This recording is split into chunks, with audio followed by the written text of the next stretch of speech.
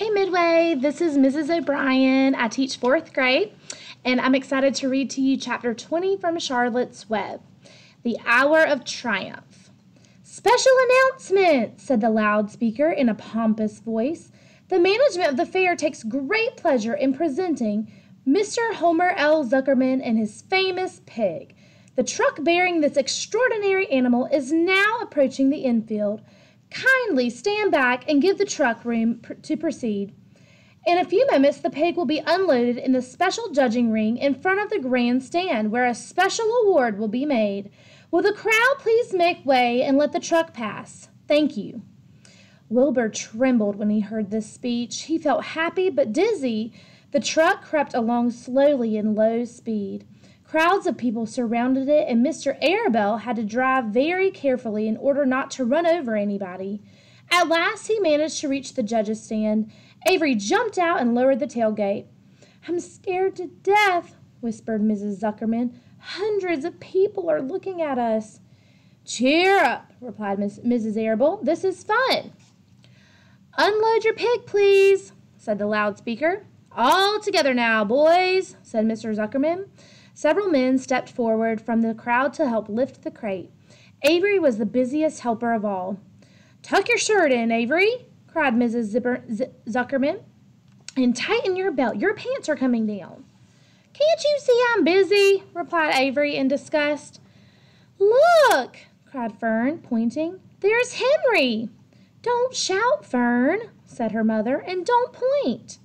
"Can't I please have some money?" asked Fern. "Henry invited me to go on the Ferris wheel again, only I don't think he has any money left. He ran out of money." Mrs. Arabelle opened her handbag. "Here," she said. "Here is 40 cents. Now don't get lost and be back at our regular meeting place by the pig pen very soon." Fern raced off, ducking and dodging through the crowd in search of Henry. "The Zuckerman pig is now being taken from his crate," boomed the voice of the loudspeaker. "Stand by for an announcement." Templeton crouched under the straw at the bottom of the crate. "What a lot of nonsense," muttered the rat. "What a lot of fuss about nothing." Over in the pig pen, silent and alone, Charlotte rested. Her two front legs embraced the egg sack. Charlotte could hear everything that was said on the loudspeaker. The words gave her courage. This was her hour of triumph. As Wilbur came out of the crate, the crowd clapped and cheered. Mr. Zuckerman took off his cap and bowed. Lurvy pulled his big handkerchief from his pocket and wiped the sweat from the back of his neck. Avery knelt in the dirt by Wilbur's side, busily stroking him and showing off. Mrs. Zuckerman and Mrs. Arabelle stood on the running board of the truck. "Ladies and gentlemen," said the loudspeaker, "we now present Mr. Homer L. Zuckerman's distinguished pig. The fame of this unique animal has spread to the far corners of the earth, attracting many valuable tourists to our great state. Many of you will recall that never-to-be-forgotten day last summer when the writing appeared mysteriously on the spider's web in Mr. Zuckerman's barn, calling the attention of all and sundry to the fact that this pig was completely out of the ordinary. This miracle has never been fully explained, although learned men have visited the Zuckerman pig pen to study and observe the phenomenon. In the last analysis, we simply know that we are dealing with supernatural forces here, and we should all feel proud and grateful. In the words of the spider's web, ladies and gentlemen, this is some pig." Wilbur blushed. He stood perfectly still and tried to look his best. "This magnificent animal," continued the loudspeaker, "is truly terrific. Look at him, ladies and gentlemen. Note the smoothness and whiteness of the coat. Observe the spotless skin, the healthy pink glow of ears and snout." "It's the buttermilk," whispered Mrs. Arabelle to Mrs. Zuckerman. "Note the general radiance of this animal. Then remember the day when the word radiant appeared clearly on the web. Whence came this mysterious writing? Not from the spider, we can rest assured of that. Spiders are very clever at weaving their webs, but needless to say, spiders cannot write." "Oh, they can't they?" murmured Charlotte to herself. "Ladies and gentlemen," continued the loudspeaker, "I must not take any more of your valuable time. On behalf of the governors of the fair, I have the honor of awarding a special prize of $25 to Mr. Zuckerman, together with a handsome bronze medal suitably engraved in token of our appreciation of the part played by this pig, this radiant, this terrific, this humble pig, in attracting so many visitors to our great county fair." Wilbur had been feeling dizzier and dizzier through this long complimentary speech. When he heard the crowd begin to cheer and clap again, he suddenly fainted away. His legs collapsed, his mind went blank, and he fell to the ground unconscious. "What's wrong?" asked the loudspeaker. "What's going on, Zuckerman? What's your trouble with your pig?" Avery was kneeling by Wilbur's head, stroking him. Mr. Zuckerman was dancing about, fanning him with his cap.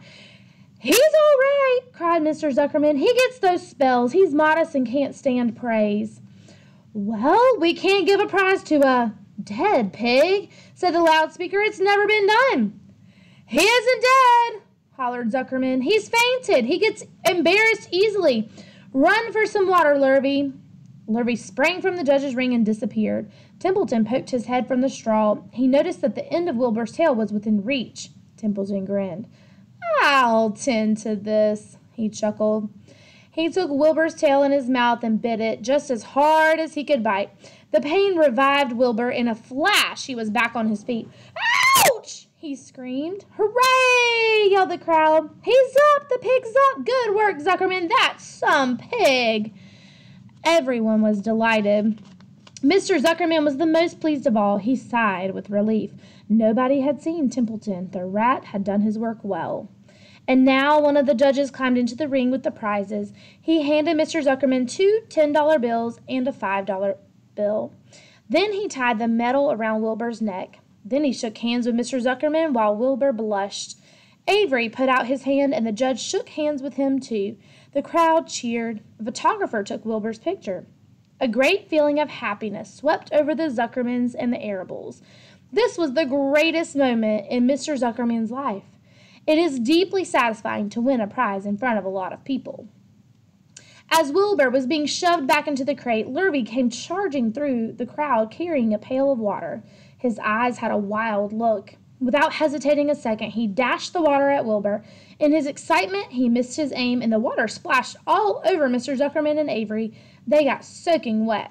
"For goodness sake!" bellowed Mr. Zuckerman, who was really drenched. "What ails you, Lurvy? Can't you see the pig is all right?" "You asked for water," said Lurvy meekly. "I didn't ask for a shower bath," said Mr. Zuckerman. The crowd roared with laughter. Finally, Mr. Zuckerman had to laugh too. And of course, Avery was tickled to find himself so wet, and he immediately started to act like a clown. He pretended he was taking a shower bath. He made faces and danced around and rubbed imaginary soap under his armpits. Then he dried himself with an imaginary towel. "Avery, stop it!" cried his mother. "Stop showing off!" But the crowd loved it. Avery heard nothing but the applause. He liked being a clown in the ring, with everybody watching in front of a grandstand. When he discovered there was still a little water left in the bottom of the pail, he raised the pail high in the air and dumped the water on himself and made faces. The children in the grandstand screamed with appreciation.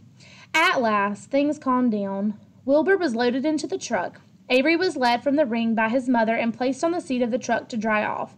The truck, driven by Mr. Arable, crawled slowly back to the pig pen. Avery's wet trousers made a big wet spot on the seat. Hope you enjoyed reading Chapter 20. Bye.